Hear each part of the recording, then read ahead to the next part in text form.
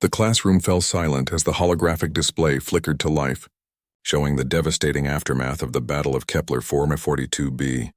23 young faces stared at the images of twisted metal and scorched earth, where once a thriving human colony had stood.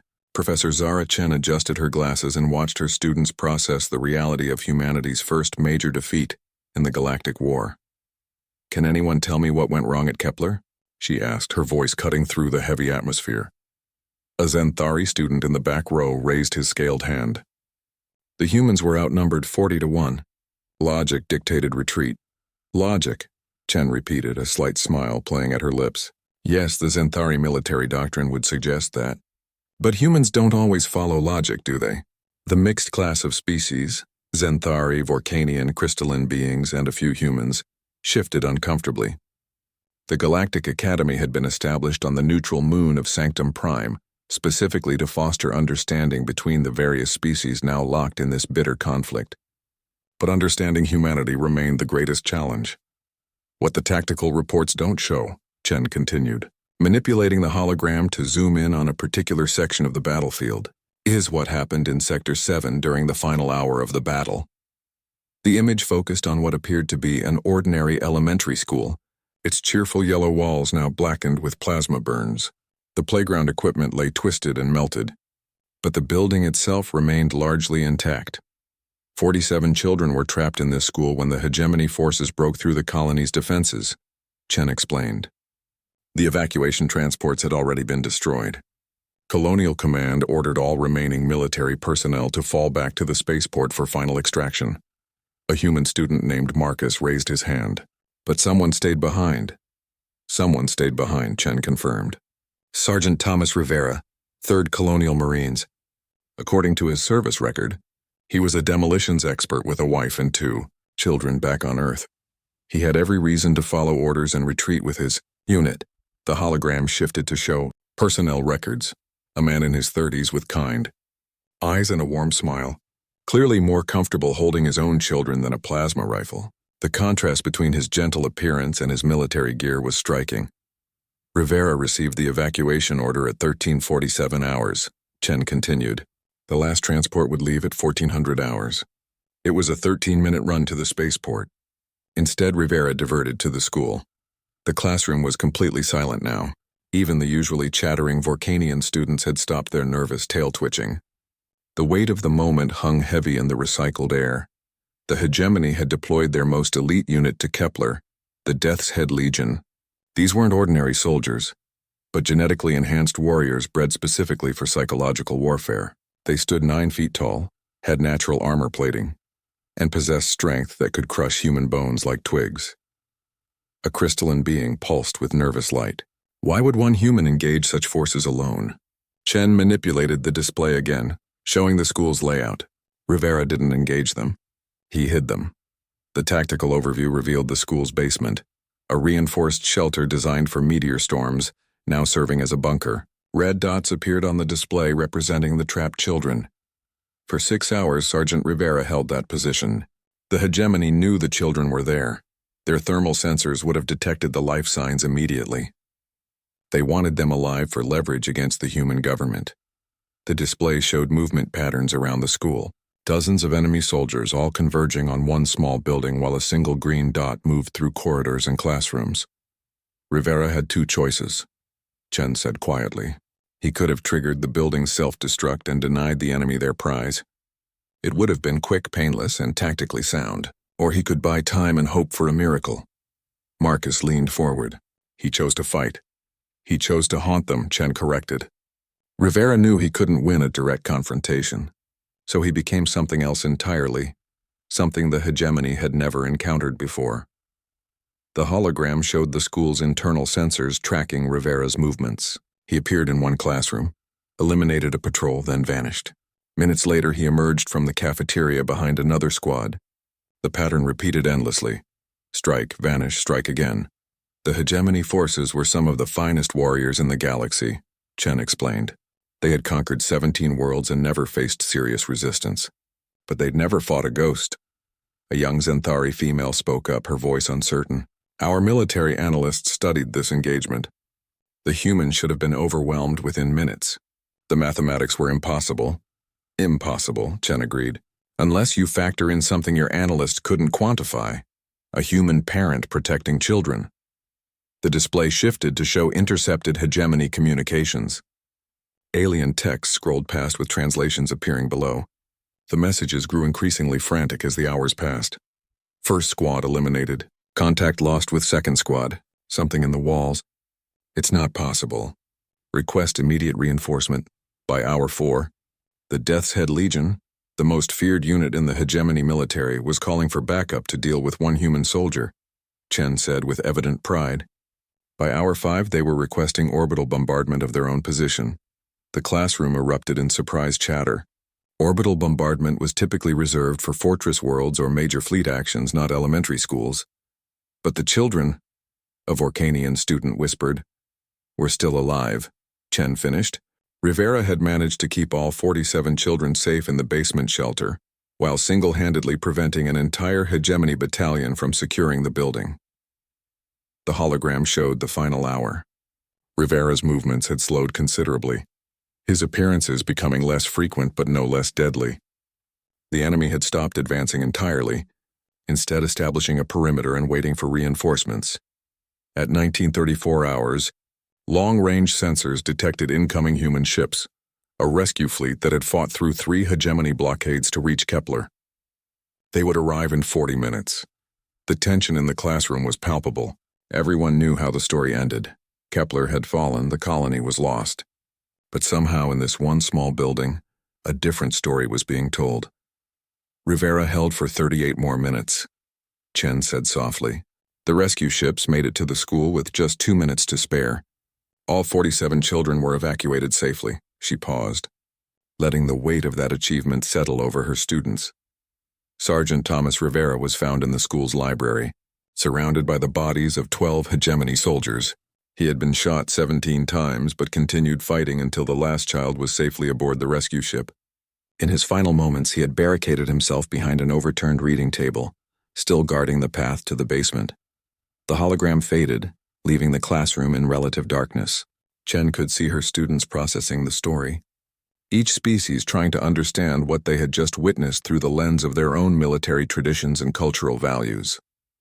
Tomorrow, we'll discuss the tactical implications of this engagement and how it changed hegemony strategy throughout the war.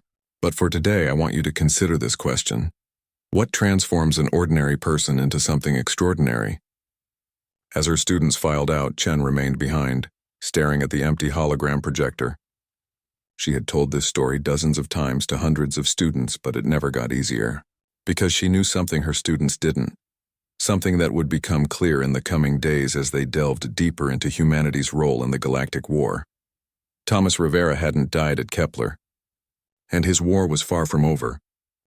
The medical bay of the research vessel Scalaris hummed with advanced alien technology, its crystalline walls pulsing with bioluminescent displays that monitored dozens of vital signs. Dr. Yinta Vorak, the ship's chief medical officer and one of the galaxy's foremost experts in multi-species physiology, frowned at the readings appearing on her neural interface. "This is impossible," she muttered in her native Zenthari tongue, then switched to Galactic Standard as her assistant approached. "The cellular regeneration rate exceeds anything in our medical databases."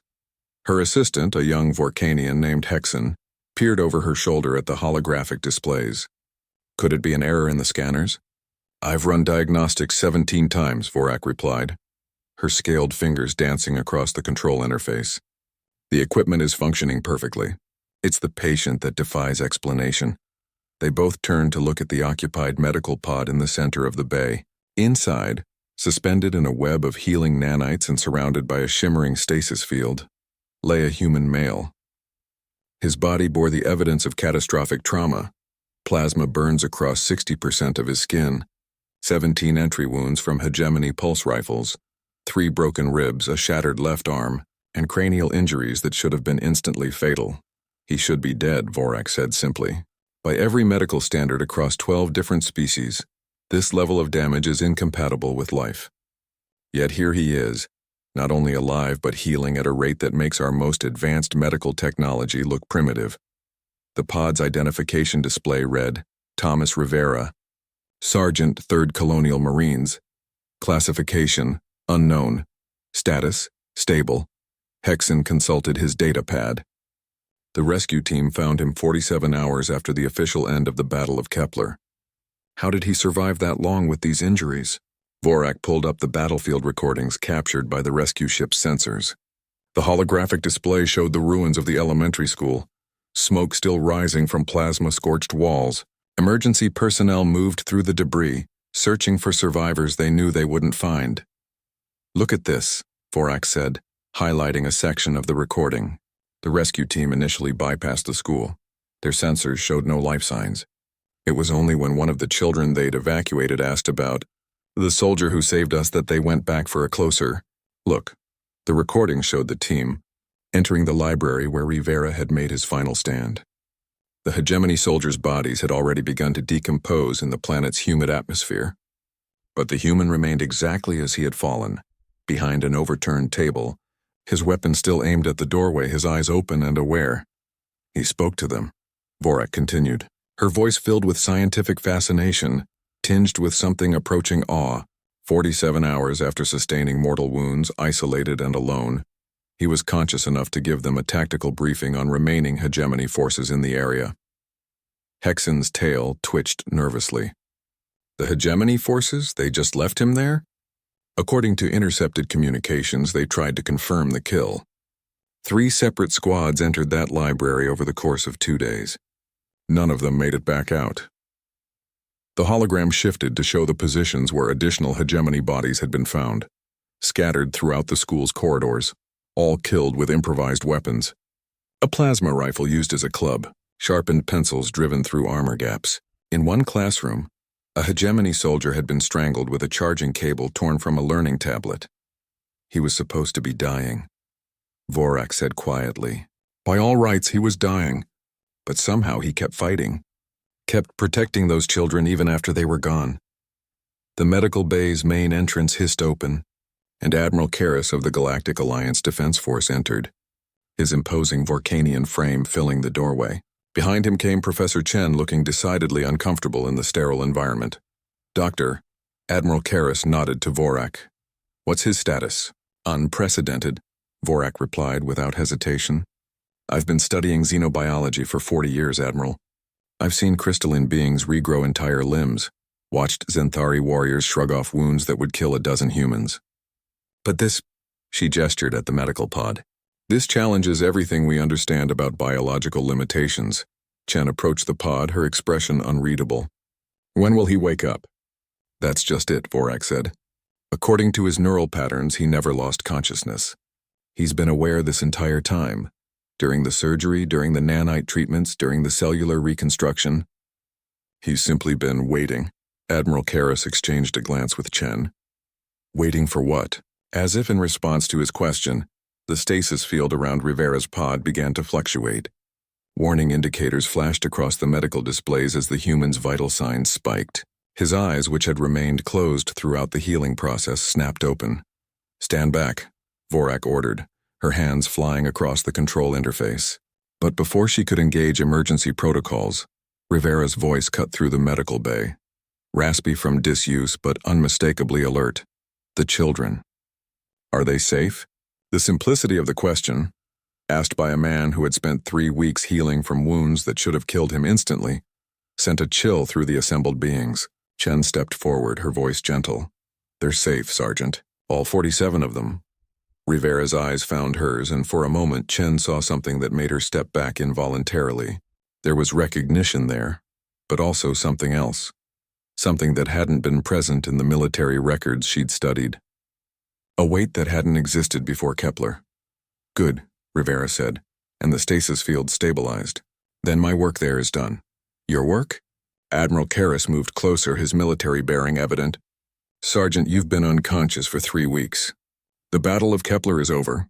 The hegemony has withdrawn from that sector. Rivera's lips curved in what might have been a smile, but there was no humor in it. With respect, Admiral, my war didn't end at Kepler. It began there.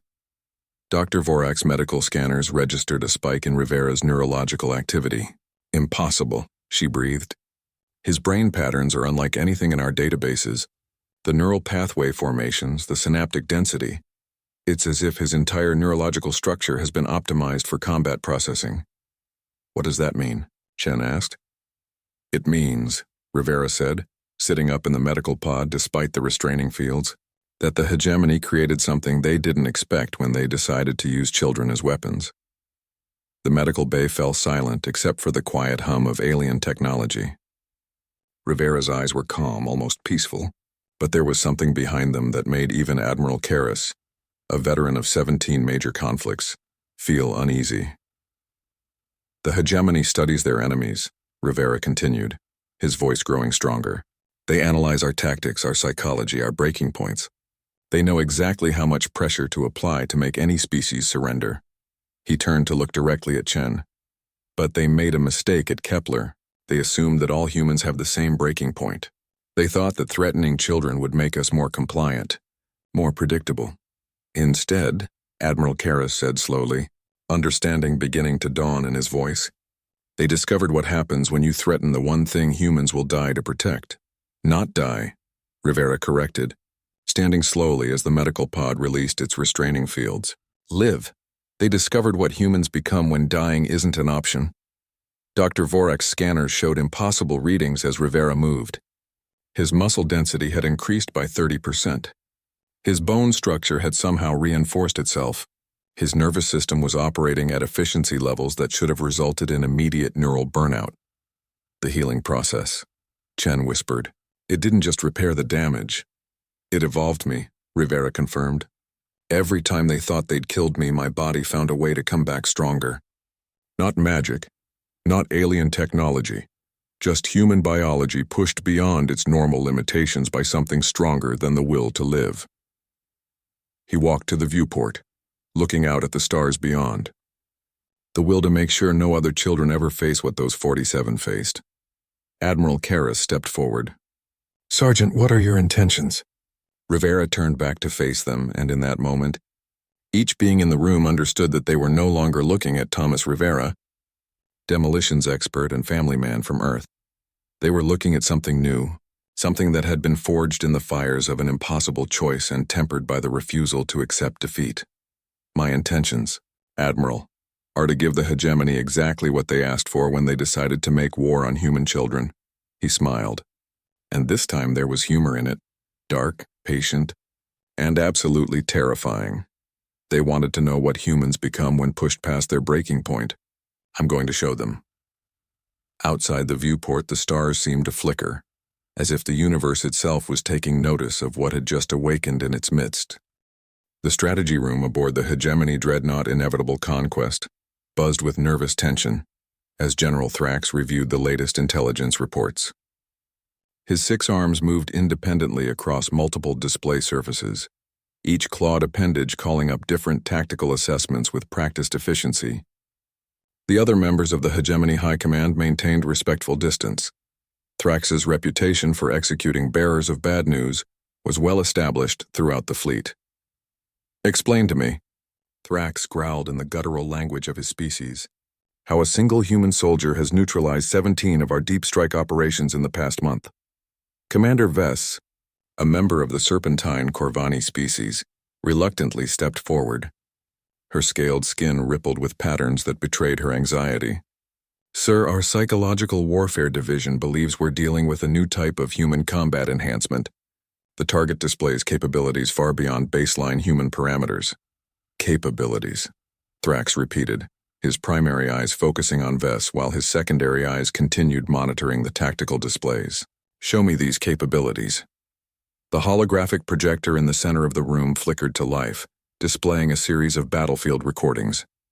The first showed the Hegemony supply depot on Talara Prime, one of their most heavily defended logistics hubs.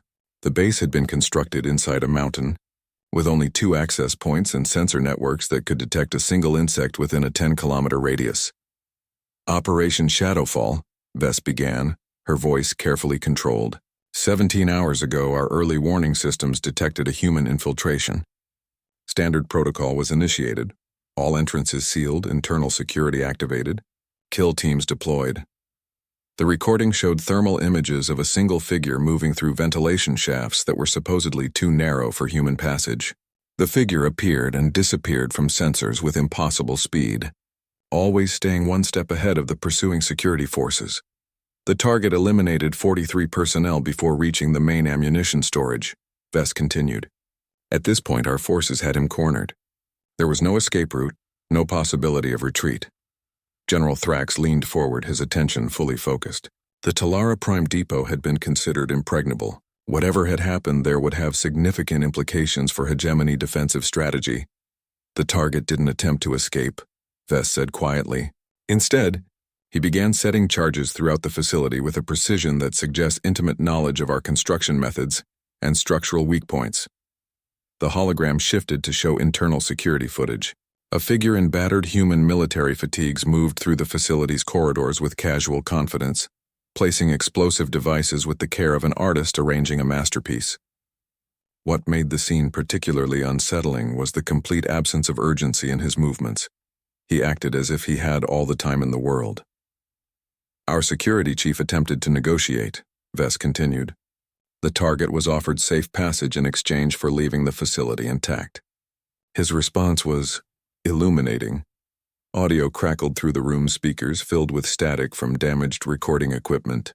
Through the interference, a human voice could be heard, calm, almost conversational. Tell your general that Sergeant Thomas Rivera sends his regards. And tell him that every depot you build, every base you establish, every ship you launch will become a tomb for your soldiers until you stop targeting human children. General Thrax's claws extended involuntarily, scraping against the metal surface of his command chair. He knew our designation. Our command structure? Sir. Intelligence suggests he's been studying our operations for weeks. The pattern of his attacks indicates access to classified tactical information that should be impossible for a human to obtain. The hologram showed the final moments of the depot's destruction. Rivera had positioned himself at the facility's central hub, surrounded by hundreds of pursuing soldiers. Instead of detonating the charges immediately, he waited until the maximum number of enemy personnel were within the blast radius. Estimated hegemony casualties? Thrax asked. 1,700 confirmed dead, including the entire command staff and 3 Death's Head Legion companies. The facility is a total loss. Rebuilding will take 18 months and cost resources equivalent to constructing an entire battle fleet. The room fell silent as the implications sank in. The hegemony had suffered defeats before, but never from a single individual acting alone. Their entire military doctrine was based on overwhelming force and technological superiority. How could one human consistently outmaneuver their most elite units? Colonel Nexar, a cybernetically enhanced Zenthari, activated his neural implants and accessed the tactical database. General, I've been analyzing the pattern of human attacks across all sectors. The target appears to be specifically seeking out operations that involve civilian populations. A new hologram appeared, showing a galactic map with red markers indicating recent hegemony losses. The pattern was unmistakable. Every attack had occurred at facilities preparing for raids on human colonies, supply lines supporting civilian displacement operations, or communication arrays coordinating psychological warfare campaigns. He's not just striking random targets, Nexar continued. He's systematically dismantling our ability to wage war against non-combatants. Our slave raiding operations have been reduced by 60%. Morale among civilian pacification units has dropped to critical levels. General Thrax stood slowly, his massive frame casting shadows across the strategy room. This human has become a symbol. Every victory he achieves inspires resistance among the species we've conquered. Every facility he destroys costs us more than the material losses. He turned to face his assembled officers, and several unconsciously stepped back from the fury burning in his eyes. But symbols can be broken. Schedule a meeting with the puppet masters. If this Rivera wants to play games with the minds of children, we'll show him what real psychological warfare looks like. Commander Vess hesitated before speaking. Sir, intelligence also indicates that Rivera has been making contact with resistance cells throughout this sector. Our deep cover agents report that he's sharing tactical information and training local fighters in unconventional warfare techniques. Impossible, Colonel Nexar interjected.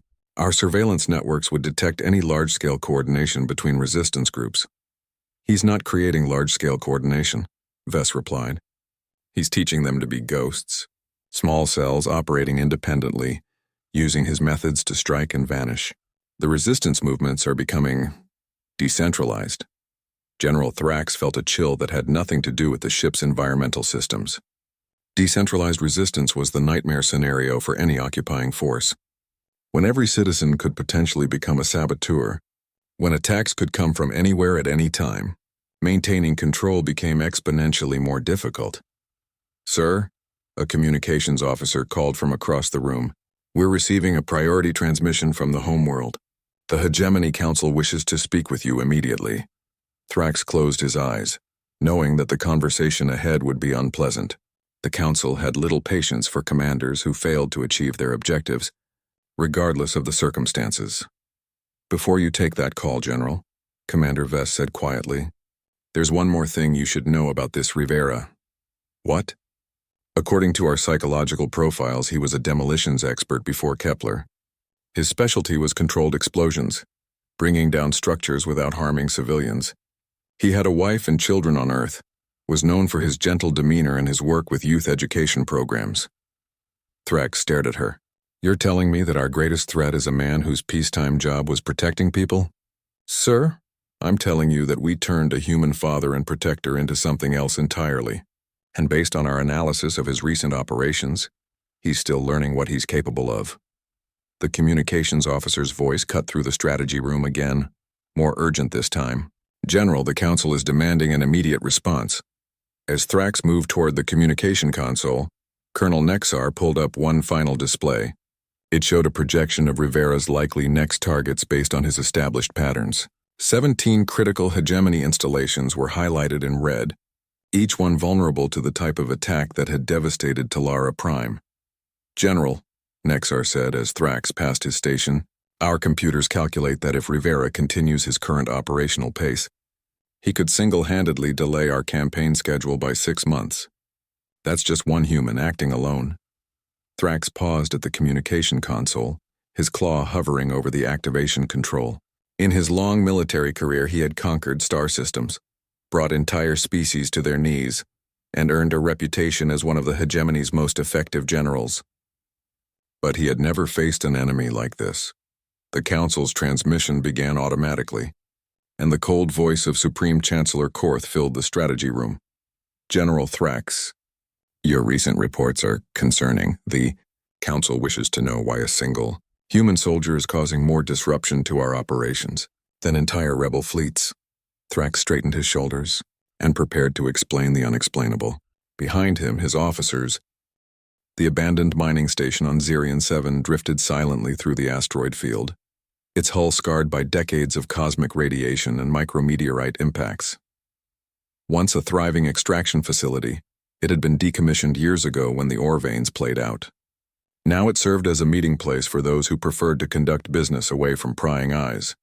Captain Sarah Chen, no relation to the professor, crouched behind a collapsed mining laser, her enhanced combat suit's sensors painting detailed tactical overlays across her visor. Around her, 11 other members of the human resistance movement maintained position in the station's cavernous main chamber, each one carefully chosen for this unprecedented gathering. "Contact in 30 seconds, whispered Lieutenant Rodriguez through the comm channel. "Single individual approaching from mining shaft 7. No escort, no visible weapons."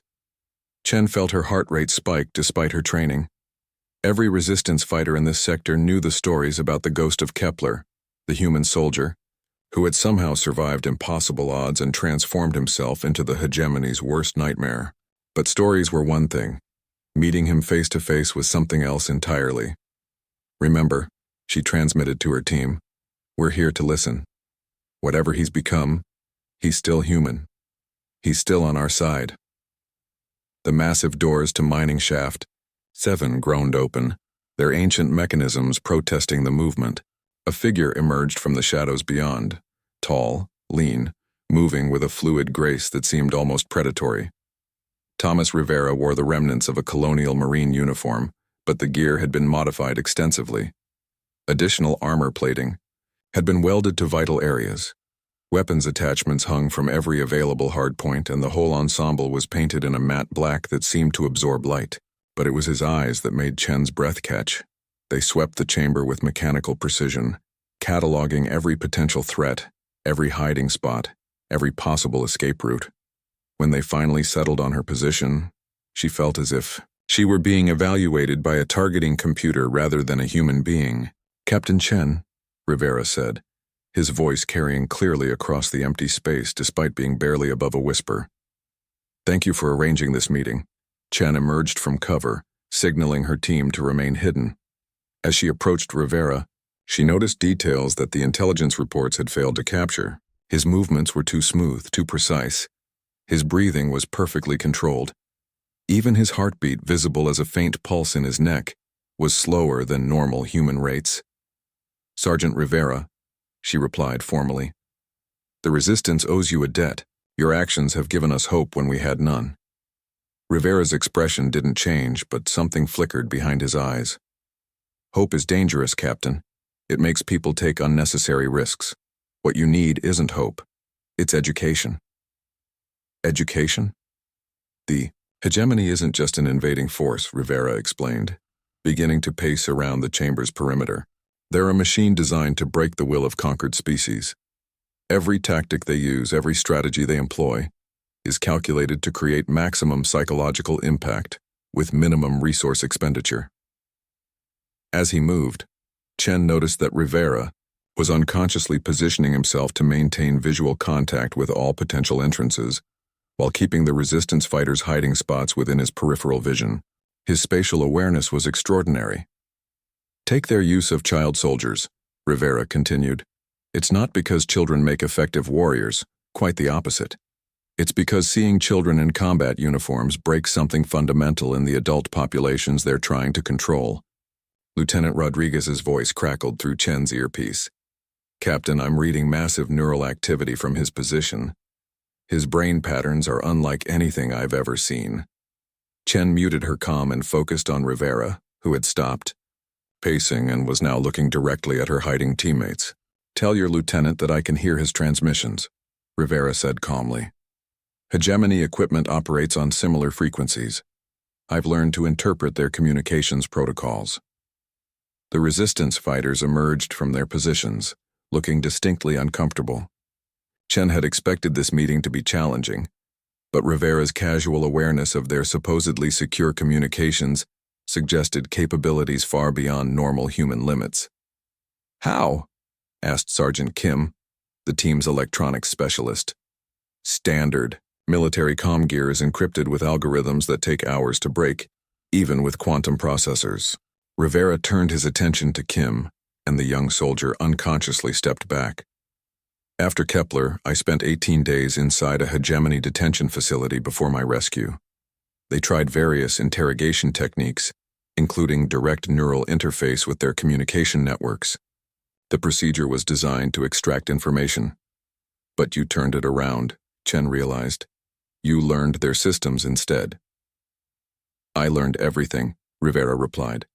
"Their command structure, their tactical doctrine, their psychological profiles, their technological capabilities. By the time they realized what was happening, I had mapped their entire operational framework." He moved to a broken mining console and activated a portable holographic projector.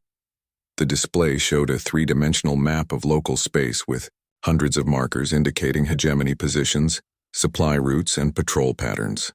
"This is real-time intelligence," Rivera explained. "I'm connected to their sensor networks across 7 star systems. Every ship movement, every troop deployment, every strategic decision filters through systems I can access." The Resistance fighters exchanged glances. This level of intelligence gathering was beyond anything they had imagined possible. "Why are you sharing this with us?" Chen asked. Rivera's expression softened slightly, and for a moment, Chen caught a glimpse of the man he had been before Kepler, the demolitions expert who had worked with children, who had a family waiting for him on Earth. "Because fighting them alone isn't enough," he said quietly. "I can destroy their facilities, eliminate their personnel, disrupt their operations, but I can't save everyone. I can't be everywhere at once." He manipulated the holographic display, zooming in on a particular sector. Red markers indicated hegemony installations, while green dots showed human colonies. In 72 hours, the hegemony will launch Operation Innocence, Rivera continued. They're going to simultaneously attack 12 human colonies, specifically targeting schools and youth centers. Their goal is to capture approximately 3,000 children for use in their psychological warfare campaigns. The chamber fell silent. Even the most hardened resistance fighters looked shaken by the scope of the planned operation. 12 colonies, Lieutenant Rodriguez whispered. We don't have the resources to defend even one of them effectively. No, Rivera agreed. But you don't need to defend them. You need to make the attacks pointless. He changed the display again, showing detailed schematics of hegemony transport vessels and detention facilities. The hegemony strategy depends on successfully capturing and holding civilian prisoners. If every attempt to take hostages results in immediate rescue operations, if every detention facility becomes a target for coordinated strikes, if every psychological warfare operation fails because the resistance responds faster than they can adapt, they'll change tactics, Chen finished. Move away from targeting civilians. Exactly. But this requires coordination on a scale the resistance has never attempted. It requires trust between cells that have operated independently for years, and it requires accepting casualties that will be significant. Rivera looked directly at each resistance fighter in turn. I'm not asking you to follow me. I'm asking you to become me, to transform yourselves into something the hegemony can't predict, can't counter, can't break. Captain Chen felt the weight of the moment. Everything they had worked for, everything they had sacrificed had led to this choice. Accept Rivera's proposal and potentially save thousands of human children, or maintain their current operations and watch the hegemony's psychological warfare campaign succeed. What do you need from us? She asked. Rivera smiled for the first time since entering the chamber, and Chen was surprised to see that despite everything he had become, it was still recognizably human. I need you to become ghosts, Captain. I need you to learn to haunt your enemies until they're afraid to leave their ships, afraid to sleep, afraid to dream. He activated a training simulation on the holographic projector, showing infiltration techniques, strike patterns, and psychological warfare methods that were unlike anything in standard military doctrine. School is now in session, Rivera said. And the hegemony is about to learn that threatening human children was the worst mistake they could possibly make. As the resistance fighters gathered around the display, each one understanding that they were about to be transformed from ordinary soldiers into something far more dangerous, Rivera stood watching from the shadows. His expression was calm, almost peaceful, but his eyes held the weight of knowledge that no human should possess. He had become something unprecedented in his species' history, a perfect fusion of human protective instinct and alien tactical knowledge. And now he was preparing to teach others to follow the same dark path. The hegemony had wanted to break humanity's spirit by threatening their children. Instead, they had. The hegemony detention facility on Korthik Prime had been designed by the galaxy's most paranoid architects. Built into the planet's largest continent, the underground complex stretched for kilometers in every direction, with sensor networks so sophisticated they could detect the electrical impulses of a beating heart through solid rock. It housed over 2,000 human children, captured during raids across 17 different colonies. Supreme Chancellor Korth stood in the facility's central observation deck, her crystalline exoskeleton reflecting the harsh lighting as she watched the human prisoners through reinforced transparent aluminum. The children ranged in age from 5 to 16, all dressed in identical gray uniforms that made them look like miniature soldiers. The final phase of Operation Innocence has exceeded all projections, reported General Vask, his insectoid features clicking with satisfaction. Resistance activity throughout human space has dropped by 40% since we began broadcasting the detention footage. Chancellor Korth nodded approvingly. The psychological impact of showing human parents their captured children had proven devastatingly effective. Colonial governments were already sending surrender negotiations, and human military morale was at an all-time low. What about our ghost problem? She asked. referring to the series of impossible attacks that had plagued hegemony operations for months. Rivera has gone silent since the children were captured, Vask replied. Intelligence suggests he's been broken by our success. No confirmed sightings in 3 weeks. Chancellor Korth studied the imprisoned children more carefully. They sat in organized groups, the older ones clearly protecting the younger, maintaining discipline despite their circumstances. Even in captivity, they displayed the stubborn resilience that made humans such troublesome adversaries. Increase the psychological pressure, she ordered. Begin separating family groups. I want the humans to see their children crying for parents who can't help them. As Vask moved to implement the orders, neither leader noticed the subtle changes occurring throughout the facility. Security cameras that had functioned perfectly for years began experiencing microscopic glitches. Individual frames corrupted in ways so brief that automated systems couldn't detect them. Environmental sensors registered temperature fluctuations so minor, they fell within normal operational parameters. Even the quantum-encrypted communication networks showed tiny anomalies that appeared to be random data decay. But they weren't random. They were markers, 3 levels below the observation deck. In a maintenance shaft supposedly too narrow for human passage, Thomas Rivera moved through the facility's infrastructure like water flowing through pipes. His body had adapted to spaces that should have been impossible to navigate, his bones temporarily shifting to allow passage through gaps barely wider than his head. Behind him, 12 other figures followed. Resistance fighters he had trained in techniques that pushed human physiology beyond its normal limits. Each one had undergone the same brutal conditioning that Rivera had experienced, learning to suppress their body's instinctive responses to pain, fear, and physical limitation. Primary objective confirmed, Rivera whispered into his throat mic, the transmission encrypted with algorithms stolen from hegemony databases. 2014 children distributed across 6 detention levels. Guards number approximately 800, with heavy automated defenses. The response came from Captain Chen, positioned 3 kilometers away in a concealed observation post. Extraction route status? Compromised, Rivera replied without emotion. This facility was designed to prevent exactly what we're attempting. Conventional rescue is impossible. Then we abort. Rivera paused in a junction between ventilation shafts, his enhanced senses detecting the patrol patterns of guards 3 floors above. Negative. We proceed with Alternative 7. Even through the encrypted channel, Chen's sharp intake of breath was audible. Alternative 7 was the option none of them had wanted to consider. The plan that prioritized the children's safety over everything else, including the rescue team's survival. Thomas, Chen said, using his first name for the first time in months. There has to be another way. There is no other way, Rivera replied, beginning to move again through the narrow shaft. The hegemony chose this location specifically because it's impregnable. They want the children's parents to know their offspring are in an unbreachable fortress.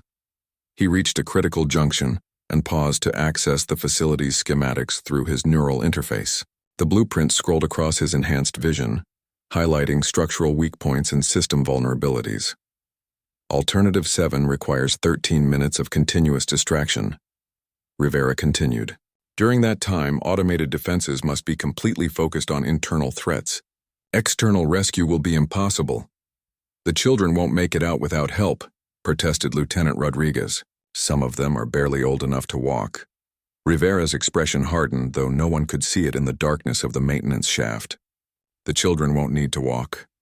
They'll fly. He activated a new channel, broadcasting on frequencies that only the imprisoned humans could receive through neural implants that had been secretly distributed weeks earlier. This is Ghost Actual, Rivera transmitted. All students prepare for emergency evacuation. Older students assume responsibility for younger students. Move to designated assembly points and await transport.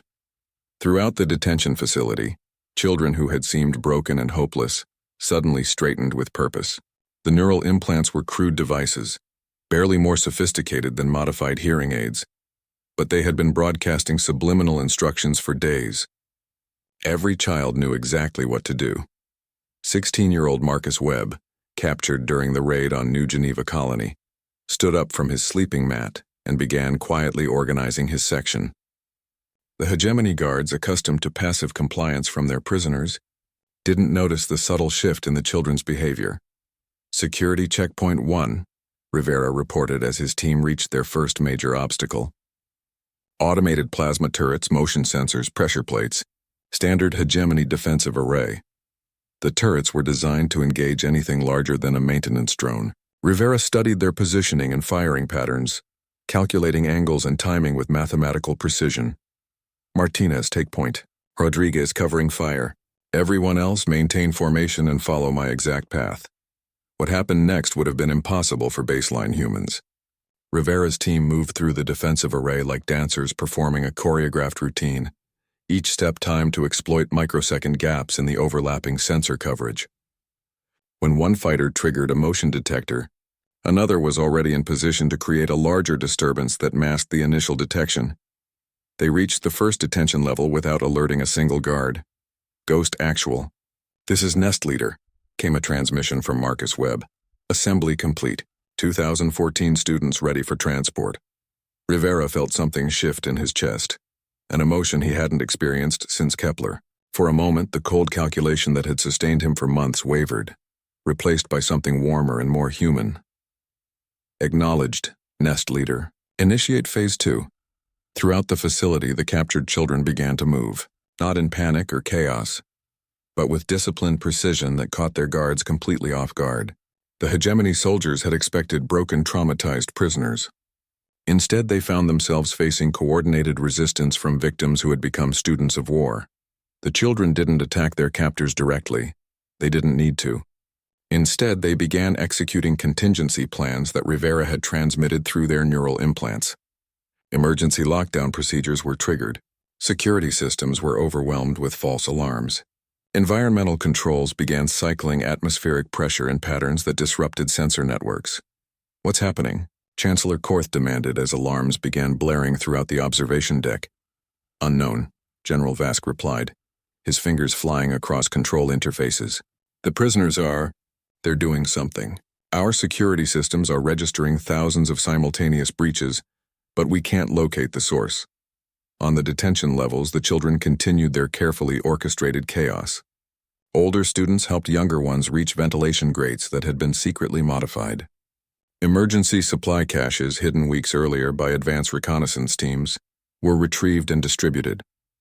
Throughout the facility, 2,000 young voices began singing a simple song, a lullaby that every human child knew.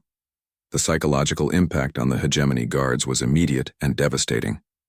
They had been prepared to control broken prisoners, not face organized resistance from children who showed no fear. Security teams report that the prisoners are no longer in their cells, Vask announced, his voice rising with panic. They're moving through areas that should be inaccessible. Our guards can't maintain control.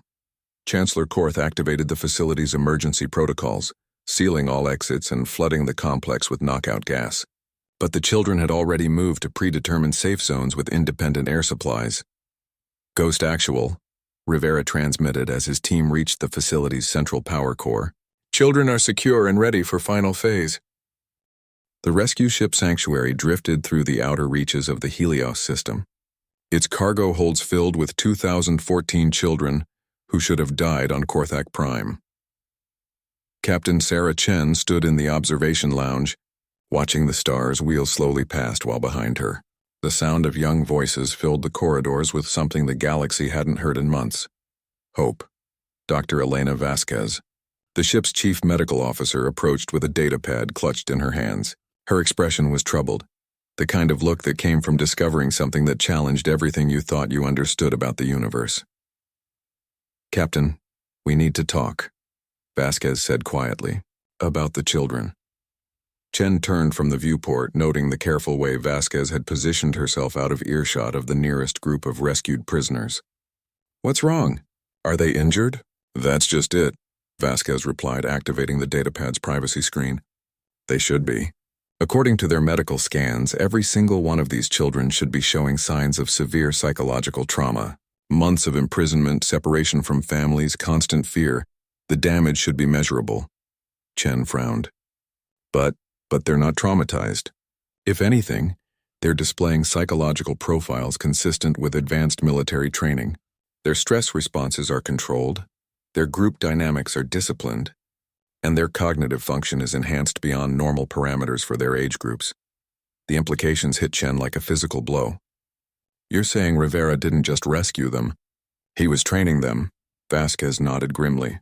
Those neural implants he used to coordinate the escape. They weren't just communication devices. They were educational tools. For weeks, maybe months, he was transmitting information directly into their subconscious minds. Chen looked through the lounge's transparent wall at a group of 8-year-olds who were quietly organizing emergency supplies with the efficiency of seasoned logistics specialists. Their movements were precise, purposeful, and completely at odds with normal child behavior. What kind of information? Chen asked. Military tactics, survival techniques, basic engineering principles, psychological warfare countermeasures. Vasquez read from her datapad. Captain, these children know things they shouldn't know. Things that took me years of military service to learn. A soft chime from the intercom interrupted their conversation. Captain Chen to the main cargo hold. We have a situation. Chen and Vasquez hurried through the ship's corridors, passing groups of children who nodded respectfully as they passed. The gesture was so automatic, so ingrained that it sent chills down Chen's spine. These weren't rescued prisoners. They were soldiers who happened to be young. The main cargo hold had been converted into a temporary living space for the children, with sleeping areas, recreation zones, and dining facilities. But what Chen saw when she arrived made her stop in her tracks. The children had reorganized everything. The random arrangement of emergency furniture had been replaced with a precise layout that maximized space efficiency while providing clear sight lines and multiple exit routes. Makeshift workshops had been established where older children were teaching younger ones advanced technical skills. In one corner, a group of teenagers was conducting what appeared to be a tactical briefing. When did this happen? Chen asked Lieutenant Morrison, the officer who had summoned her. About an hour ago, Morrison replied, his voice uncertain. They asked permission to optimize their living arrangements for maximum effectiveness. I thought they just wanted to organize their belongings. Chen approached the nearest group, a collection of 10-year-olds who were carefully disassembling and examining pieces of ship equipment. Their movements were careful, methodical, and completely inappropriate for children their age. What are you doing? She asked gently. A girl with dark hair and serious eyes looked up from a control panel she was studying. Understanding the ship's systems, Captain. In case we need to help with repairs or defensive operations. Why would you need to do that? The girl exchanged glances with her companions, and Chen saw adult wisdom flickering behind those young eyes. Because the ghost taught us that we can't depend on others to keep us safe. We have to be ready to protect ourselves and each other. Dr. Vasquez stepped forward, her medical scanner discreetly activated. What else did the ghost teach you? That childhood is a luxury we can't afford anymore. Another child replied matter-of-factly. That the hegemony targets us because they think we're weak. But weakness is a choice, and we choose to be strong. Chen felt a chill that had nothing to do with the ship's environmental systems. Rivera hadn't just rescued these children, he had transformed them. In his obsession with protecting them, he had stolen something fundamental from their lives. Captain, came a voice from across the cargo hold. Marcus Webb, the 16-year-old who had coordinated the escape, was approaching with 3 other teenagers. Their posture was military precise, and Chen noticed that they had somehow acquired and modified ship uniforms to look more like combat gear. Marcus, Chen said carefully. How are you and the others adjusting? We're ready for our next assignment, Marcus replied without hesitation. The Ghost's mission isn't complete. The hegemony is still out there, still threatening human children. We need to continue his work. Your children yourselves, Dr. Vasquez interjected. You've been through a traumatic experience. You need time to heal, to process what happened to you. Marcus's expression didn't change, but something cold flickered behind his eyes. Doctor, with respect, we've processed everything we need to process. The ghost showed us the truth about the galaxy we live in. There's no going back to ignorance. Chen realized that she was looking at the future of humanity, not the innocent future she had hoped to preserve, but the one that Rivera's war had created. These children would never know normal childhoods. They would never experience the carefree innocence that previous generations had taken for granted. Captain, Marcus continued, we need to know your intentions. Are you planning to return us to our families? Of course, Chen replied automatically.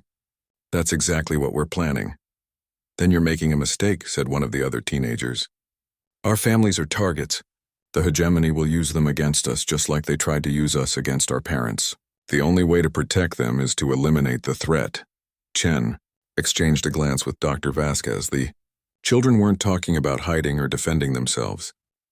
They were talking about going on the offensive. What are you suggesting? Chen asked. Marcus activated a portable holographic projector. Somehow the children had gained access to military equipment that should have been secured.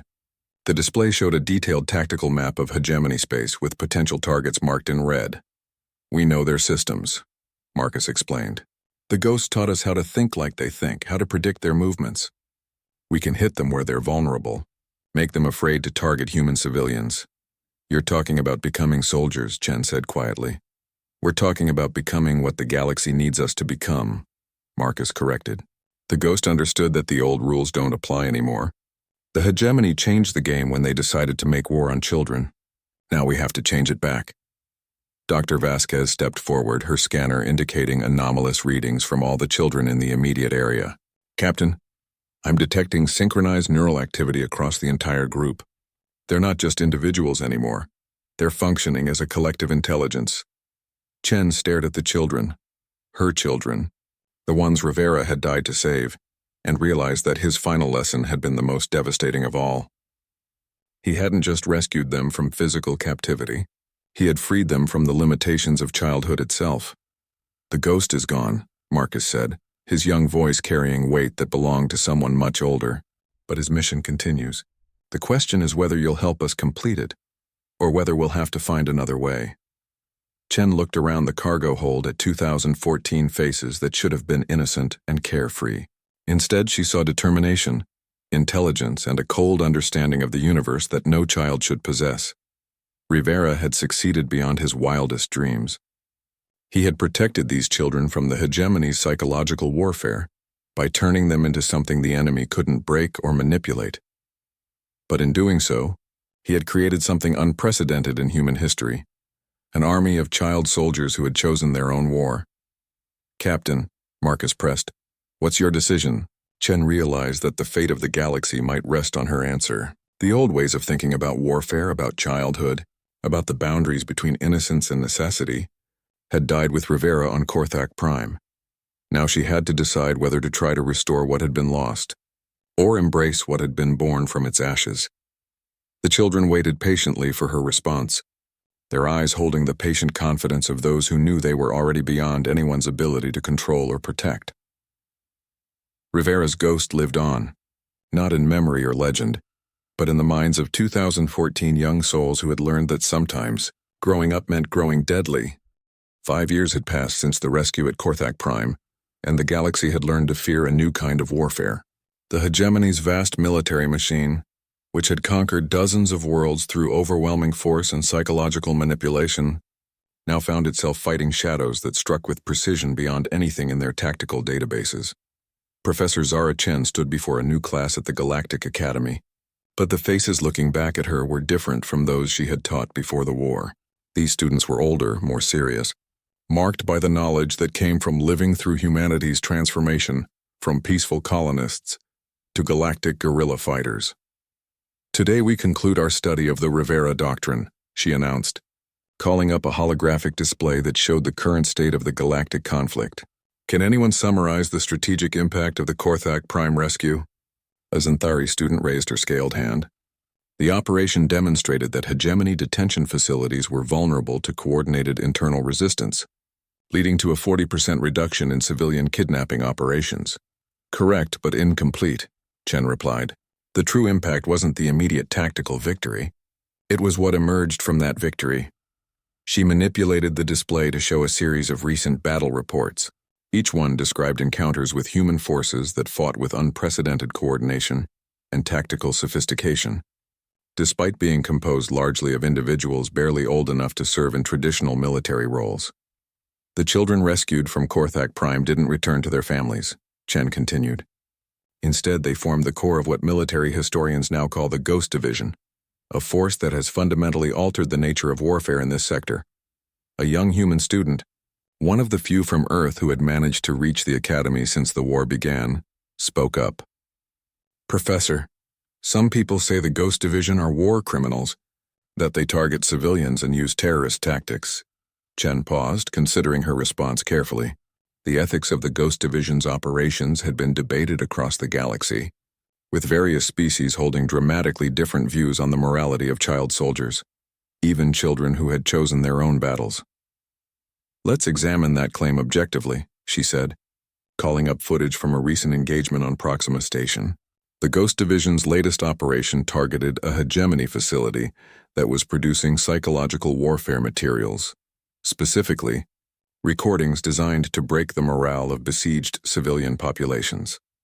The hologram showed a surgical strike of impossible precision. Cloaked figures moved through the facility like living shadows, eliminating guards and security systems with ruthless efficiency. But notably, when they encountered civilian contractors and administrative personnel, these individuals were simply incapacitated and left for later rescue. 0 civilian casualties, Chen noted. 14 military targets eliminated, facility destroyed, propaganda operation crippled. Compare this to traditional hegemony tactics. The display shifted to show the aftermath of a typical hegemony assault on a human colony. Entire cities reduced to rubble, civilian populations either dead or enslaved, infrastructure destroyed beyond repair. The Ghost Division fights with precision the hegemony can't match, and moral constraints the hegemony doesn't possess, Chen explained. They have turned the enemy's own psychological warfare doctrine against them, a crystalline being pulsed with curious light patterns. But the human children, they are no longer children, are they? What has this war cost humanity? Chen's expression grew somber. This was the question that haunted every discussion of the Ghost Division's effectiveness.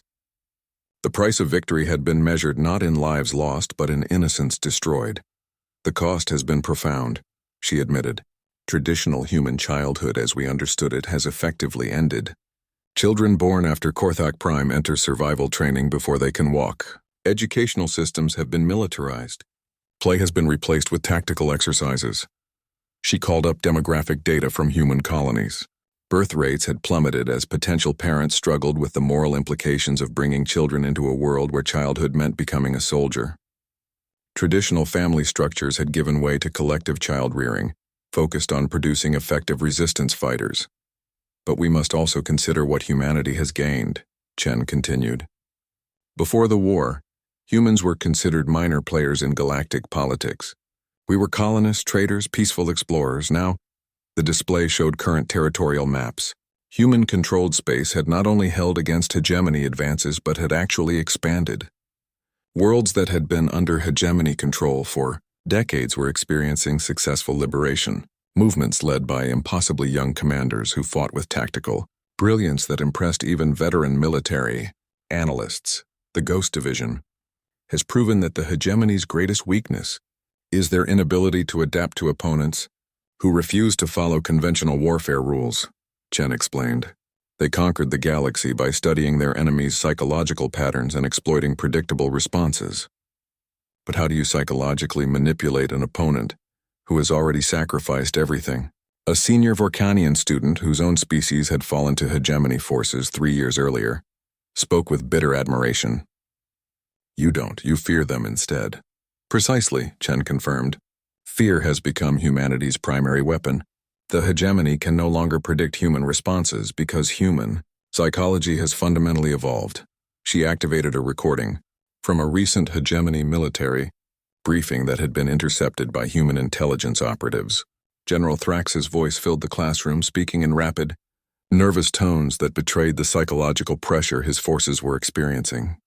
Human forces no longer retreat when facing superior numbers. They don't surrender when their positions become untenable. They don't break when their leaders are eliminated. Every engagement with human resistance results in disproportionate casualties for minimal territorial gain. Chen paused the recording. General Thrax is describing a species that no longer fights for survival, but for something beyond survival, for the right to define what humanity becomes. Is that why the war continues? Asked the human student. Because we're not fighting just to win anymore? Chen considered the question carefully. It touched on the deepest philosophical implications of humanity's transformation.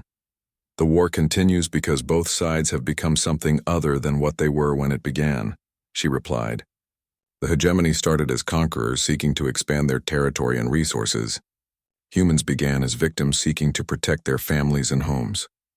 The holographic display now showed real-time data from across the galaxy, hundreds of ongoing conflicts, each one shaped by the tactical innovations that had emerged from Rivera's sacrifice.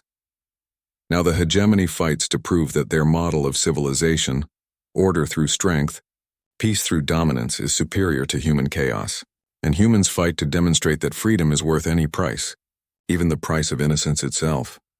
She called up the final piece of evidence, a message that had been broadcast across all known frequencies just 3 days earlier.